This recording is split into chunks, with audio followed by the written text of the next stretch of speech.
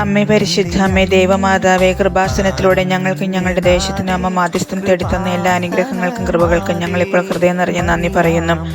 അമ്മേ പരിശുദ്ധ അമ്മേ ദൈവമാതാവേ, 2004 ഡിസംബർ 7-ാം തീയതി ഉച്ചകഴിഞ്ഞ് 2:30 കൃപാസനത്തിൽ സംഭവിച്ച അമ്മയുടെ പ്രത്യക്ഷപ്പെടലിനെ കുറിച്ച് തിരുസഭയ്ക്ക് സമർപ്പിച്ചിരിക്കുന്ന പഠനരേഖകളുടെ മേൽ വസ്തുനിഷ്ഠവും ദൈവശാസ്ത്ര വിധിപ്രകാരമുള്ളതുമായ അന്വേഷണ പഠനങ്ങൾ നടത്തി.